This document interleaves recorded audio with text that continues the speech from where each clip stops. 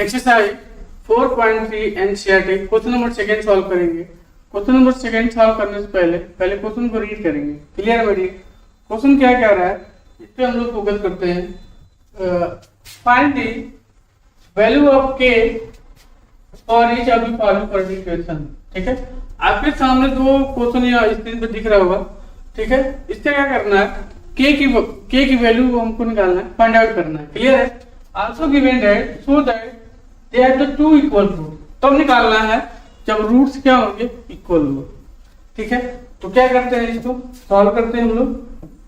इसको मान लेते हैं इक्वेशन नंबर 1 और quadratic equation standard coordinate equation के साथ कंपेयर करेंगे।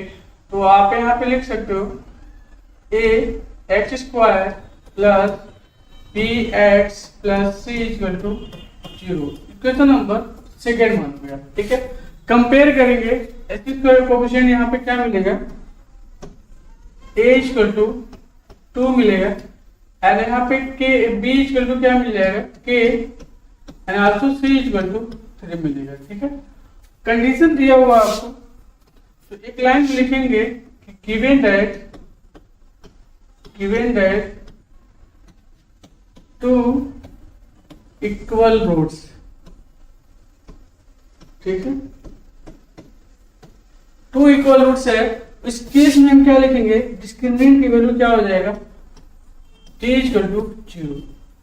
ठीक है, t को क्या बोलते हैं, b स्क्वायर माइनस 4ac होता है, t equal to b square minus 4ac होता है। t को बोलते हैं, आपको बोलते हैं डिस्क्रिमिनेंट बोलते हैं। ठीक है, तब जब ये टू इक्वल रूट्स होता है तो हम d इक्वल टू 0 लिखते हैं। Clear my dear?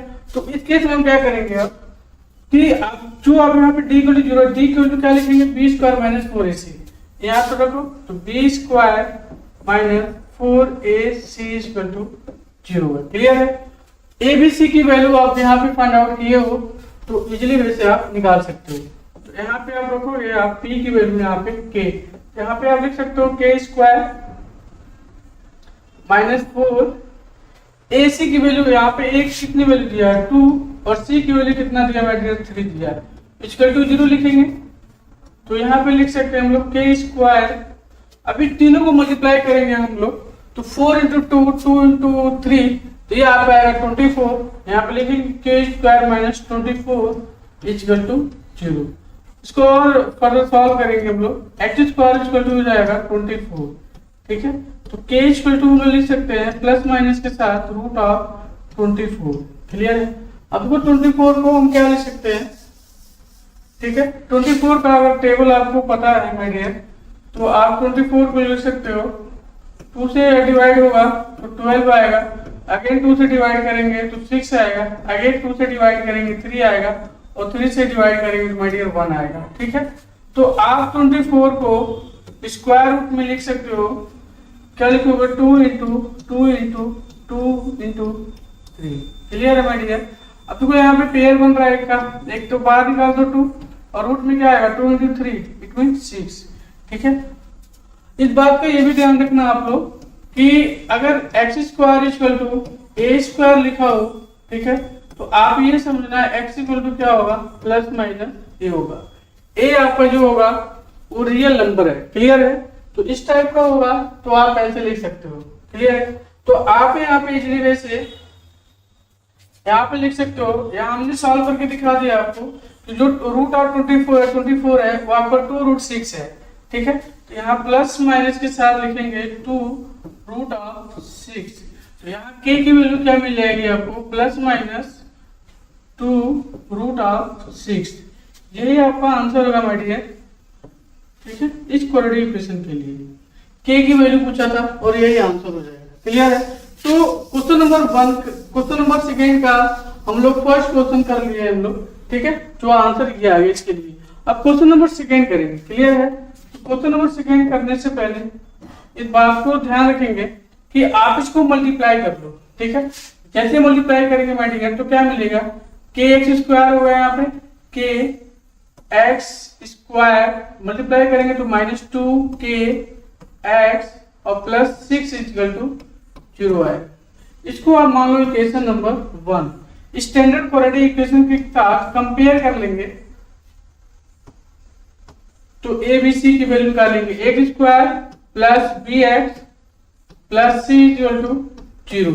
Equation number second compare करेंगे तो ए की वैल्यू क्या मिलेगा यहाँ पे के, एंड बी की वैल्यू ई की वैल्यू क्या मिल जाएगी -2 के होगा, और सी की वैल्यू यहाँ पे माय डियर 6 मिल जाएगा। क्लियर है, ए बी सी की वैल्यू मिल गया। अब यहाँ पे एक लाइन में हम लोग लिख सकते हैं यहाँ पे कि जैसे यहाँ पे लिखा हमने गिवन दैट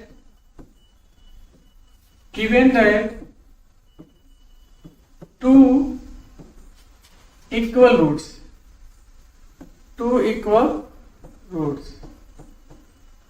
ठीक है। जब 2 इक्वल रूट्स होते हैं तो हम क्या लिखेंगे, यहाँ पे हमने लिखा था डिस्क्रिमिनेंट की वैल्यू क्या हो जाती है, d इक्वल टू 0 लिखेंगे, और t की वैल्यू क्या होता है b square minus 4ac equal to 0 होगा।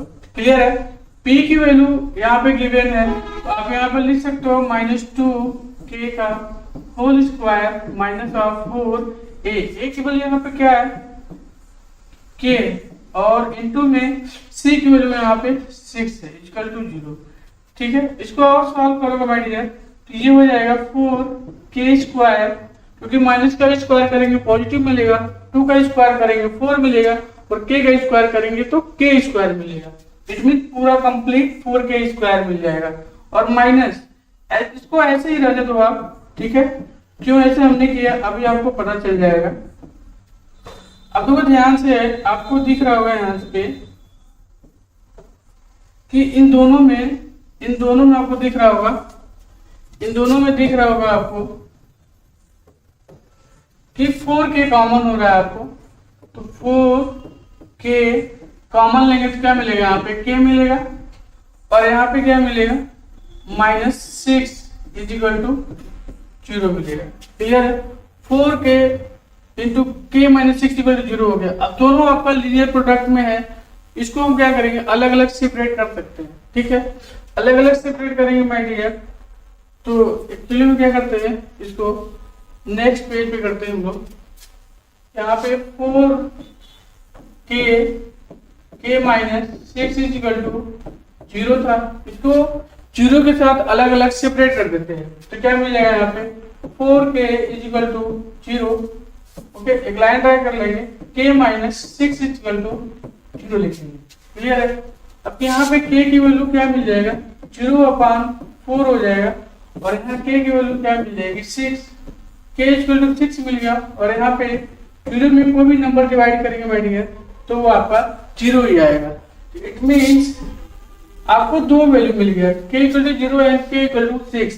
अगर k इक्वल टू 0 तो पॉसिबल नहीं होगा, रीजन अभी बताएंगे। k equal to 0 is not possible for given quantification,